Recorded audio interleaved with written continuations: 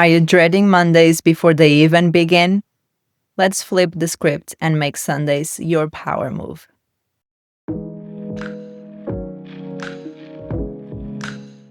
Hello, welcome to the first episode of this season with the newly rebranded podcast, The Confident Soul.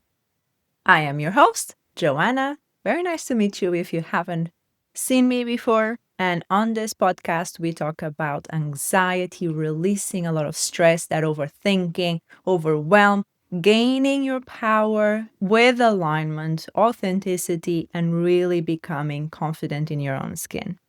And today we're talking about the Sunday dread.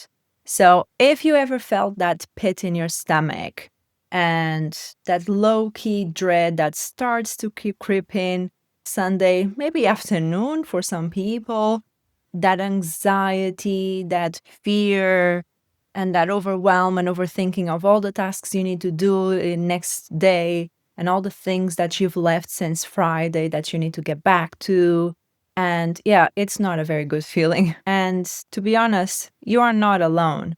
It's just a lot of people that working 9 to 5 that feel this way. And that's precisely what we are focusing on today. Really ditch this Sunday dread, really let go of this feeling so you can feel more empowered and more in control of your week, your day, and essentially your emotional well being. So, what exactly is this Sunday Scaries thing? It is, again, like I explained, that feeling that I don't really want the weekend to be over. Oh, I'm just dreading Monday. Oh, I have to get back to my routine. But it is deeply rooted in your subconscious mind as well.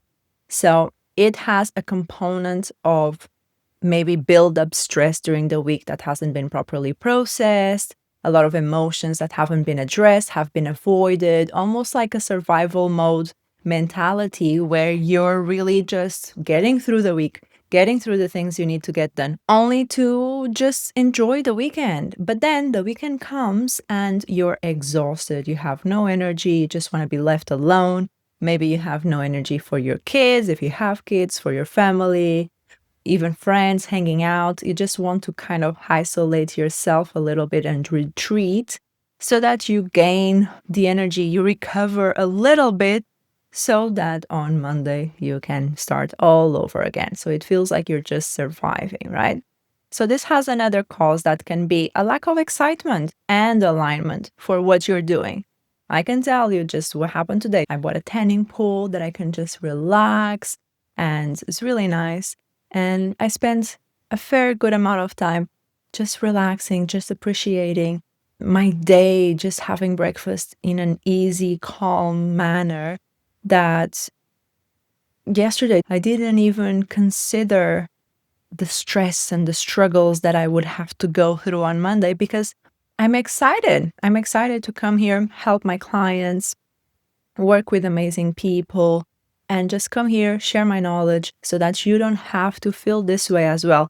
And this is to say, oh, you have to go off 9 to 5. No, that's not the case. You don't have to be an entrepreneur. You don't have to be a digital nomad or whatever, a remote worker even. You just have to find something that makes your soul light up, makes you passionate, makes you excited to start the day and not be dreadful when you go to bed at night and thinking, making all these sacrifices, maybe so that you can have more money, maybe so that you can have a better life. But at the end of the day, it is costing your mental space. It's occupying and draining a lot of that mental space that you have. And it is a little bit counterproductive. We're just going so hard on working ourselves to exhaustion, basically burnout. A lot of my clients are dealing with burnout only to have a better life, whatever that means, at the end of 5 years or however. Or sometimes for some people it's 40 years, right? When they retire, they get to enjoy. But my idea is find enjoyment in anything. Find enjoyment in your day, in the beauty of the butterflies flying, the birds chirping, the sun shining, and whatever it is, find that beauty and be mindful. Be mindful. And another cause for this Sunday dread is a lot of nervous dysregulation.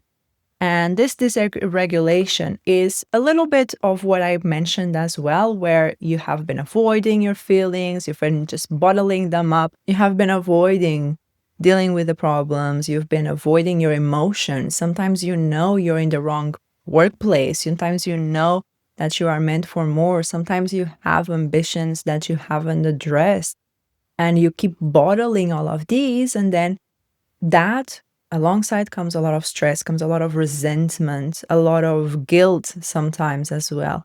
A lot of these feelings that they make the perfect recipe for burnout. And for this Sunday dreads where you're not enjoying your weekend because it comes Friday, you're like, oh, I have 2 days to relax. Maybe I can have a lie-in or I can do some nice activity, go to the park, go to the beach, whatever, right? And then maybe Saturday is like a good day, you're enjoying. But then Sunday comes, Sunday morning, it's already, I don't know. It's okay. Now I need to start getting ready for my routine, start getting my sleep arranged so that I can wake up early tomorrow. And then nighttime on Sunday is just very stressful. And I remember feeling exactly this way. I would be working at the hospital as a biomedical scientist, and Friday, it was my best day. Friday night, I would be like, oh my God, I get to enjoy finally. Whew. And then Sunday would come, and I would be like, oh no. And I really want to address the hidden message behind the Sunday dreads because this is a great alarm system that our body has. If we're feeling anxiety, that anxiety is a signal. It is signaling something is important, that something your unconscious mind is pushing to your attention that you need to address, and it needs to be heard, it needs to be seen, and it needs to be addressed. That's why sometimes it gets more and more and more intense until sometimes we deal with burnout or we deal with just mental exhaustion to the point where we just have like anger fits and we just lash out. And sometimes you're like, where is this coming from? And it is coming from those bottled feelings. And so there is a clear message here that we need to take into consideration. Listen to our body, reconnect with how we're feeling, because it tells us everything. It tells us everything. If we are unsure about something, and I can give you an example of this, a very simple example. And sometimes a lot of people with social anxiety might even relate. I don't know. You'll tell me. When I was a child, I have been sociable. I consider myself to be a little bit of an introvert, but I have always been, I don't know, I've always been friendly. I've always had friends. Never had an issue socializing per se, but it does drain me. It does drain me. I can have an amazing day with a friend, and at the end of the day, I just need to be alone because I need to recover. And all of this to say that when I was a child, my mom would almost make me go to these birthday parties that I said that I wanted to go to my friends, right? To say, yeah, I'll go, of course, I love you, blah, blah. And I'll go to your birthday party. And then the day would come and I would be like, no, mom, I don't want to go. Oh, I don't want to go. And I would feel that dread, but it wasn't dread because it wasn't something that my body wasn't saying, oh my God, oh. No, it was, oh, I really want to be in my comfort zone. I really want to be maybe playing with my toys or watching a movie or something and not just be socializing with these people. But then my mom would make me, thankfully, probably because she needed some resting time herself away from me. And so I would go to these birthday parties and I would have the best time. And then I would not have regretted going. I think if I didn't go, I would regret it. So there is a difference in that feeling of that initial social anxiety and the feeling of actually the dread of doing something that is out of alignment for yourself, that is you're resisting and you're feeling in your body that pit in your stomach, maybe that heavy chest, maybe that throat that is a bit like tense and clogged up and you cannot really breathe properly. First of all of this are messages from our unconscious mind, and they are connected to chakras as well. But okay, let's not go into that. Let's just go into at least become more aware of how your body feels and where you feel those sensations. If they move, if they have a weight to them, if they have a texture to them, if they have a color, if they have a name, whatever it is, almost like personalize them and become aware of what the message is, because that means that there is something that is not in alignment. And if it's something that is not in alignment, then once you take that recognition, you can then be like, okay, what can I do now? I have the awareness that something is not quite right. So what would be something that would make me happy? And this is something that is very beneficial to know what you don't want, what doesn't work for you, so that you can change it, change what doesn't work for you. If it is the amount of noise in your workplace, that was something that was really triggering for me at the hospital, because I would leave and working in labs and working in environments where there's a lot of machines, I would go home and I would still hear the beeping alarms and the sounds of the machines, even not while not being in the environment. So that just like rush of sounds really triggered me. And I was overly stimulated by the end of the day because of all of that commotion. And that's just my personality, okay? A lot of people do well. A lot of people do amazing, surrounded by loads of people, and they can cooperate, they can ask for help. And for them is amazing. But for my personality, it was a little bit overstimulating. So become aware of what is your personality, what works for you. And if you cannot initially discover that, you can discover what doesn't work for you, because the law of polarity works in your favor in this situation. And you can use what you don't want, what doesn't work for you, to find out what you want, essentially. So definitely explore that way. And if you're procrastinating, realize that it may not necessarily be that you're lazy. It might just be that it's not for you, it's not in alignment for you, it's not right. And yeah, do something about it. Don't be blaming yourself for, oh, I'm lazy, or why can't I just blend in and do well in this situation? Because there's a saying that I love. I'll try not to butcher it. Essentially something like, you can be the right package, but if you're at the wrong address, doesn't matter. Doesn't matter. You need to be at the right address, and it's your duty to find out what right address that is. And if you're at the wrong address, okay, redirect. Don't be changing the package. Don't be changing who you are and what you accept, what your boundaries are, for the wrong person, the wrong situation, the wrong workplace. So it's really becoming aware of your boundaries, becoming aware of what's important to you, what your body is telling you. That is extremely important. Here are some empowering practices to shift the energy.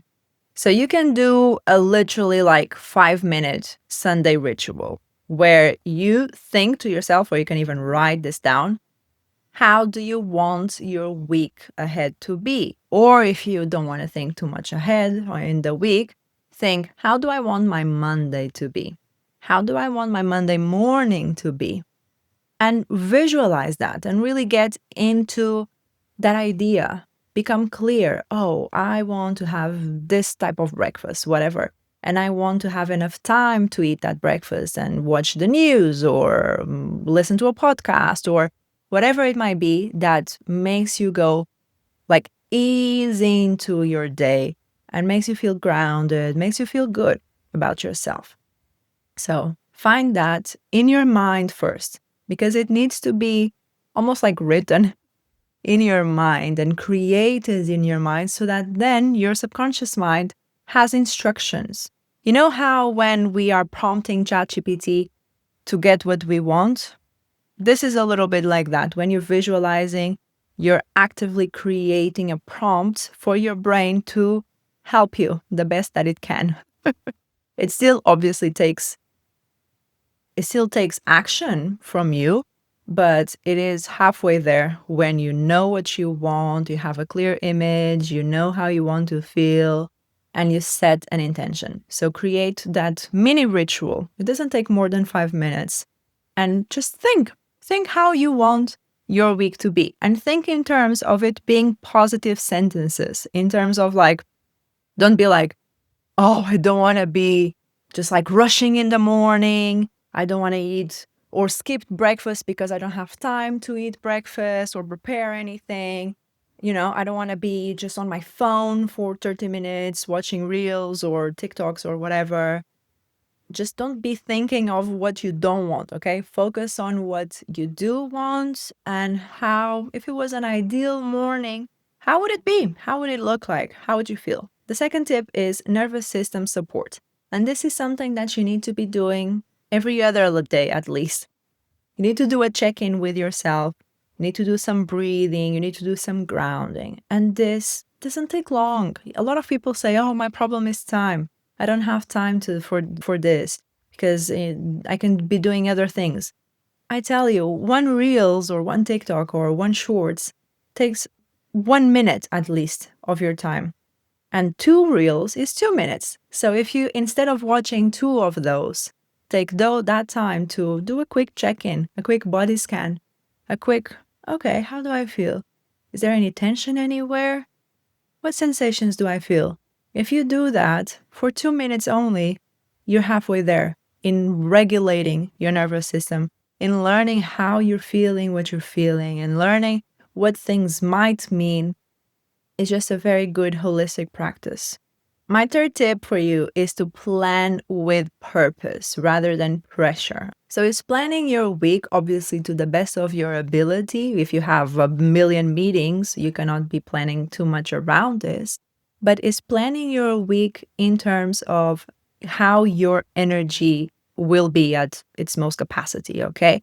So if you know that you do well in the morning, try schedule some meetings in the morning. If you know you need you have more creativity in the evening or in the afternoon, try do your work at those times and understand what tasks take the most energy, take the most priority as well. I always like to do 3 maximum priorities on the to-do list. I like to call it a to manifest list because that just brings in the help from the universe. But if you will, 3 main things that you need to have in your to-do list to really boost your day and make you feel like, okay, if I take these 3 things that are something very important for what I have to do, you will feel achieved and accomplished and you will feel good about your day. So 3 only. I don't want a list of 10 things. No, 3 main things that need to happen that day. And plan breaks, plan some moments where you can recharge. There's this rule that I don't know how feasible it is in a 9-to-5 world. That is imagine you take 1 hour meeting, right? You're working 1 hour, 1 hour. You need to take 1 hour for resting time as well to balance it out to the best you can. And some mindset shifts for the long term of this is the understanding the importance of planning and planning with that purpose that I was mentioning.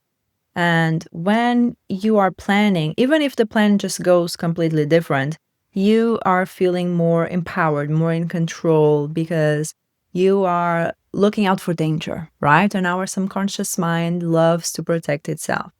So if you are planning, even if it's a loose plan, you have more certainty. And certainty is a super value that everyone needs in their lives.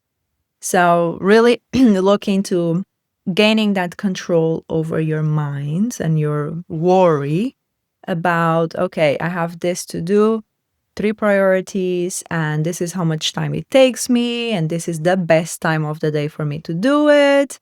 And some people try to do the most difficult task first because then whatever comes next is easier. I think that's a very good approach. So just think about what works for you. Other people be like, oh, I'm starting with the easiest one, and then that gives me the momentum to keep going. So entirely up to you. See what works best for you. But make sure you plan, at least you visualize in your mind, you create something, some intention. Because if you don't, you'll just feel like you're just going with emotion, kind of surviving. Not even going with emotion, because that's quite nice, I think, in a way. But it's almost like trying to go above water, trying to breathe, catch your breath, and you're just trying to keep up, and the world and life is just coming down to you at you. Really find those ways and that time, make that time to reconnect with your body, reconnect with your subconscious mind, see what the signals might be, write your emotions, write about the things you desire, visualize how you want to feel, be more mindful. That's what I would say. That's it for today's episode, and I will see you next time. Thank you for tuning in to the Confident Soul podcast. If today's episode spoke to you, share it with a friend, a sister, or someone who needs this energy. Ready to go deeper in your journey? Book a free confidence reset call with me at theconfidentsoul.com or just head to the link in the show notes. And don't forget to follow me on Instagram at the Woo Woo Scientist for daily inspiration, tools, and behind the scenes magic. You were never meant to dim your light. So let's rise, radiate, and lead with confidence.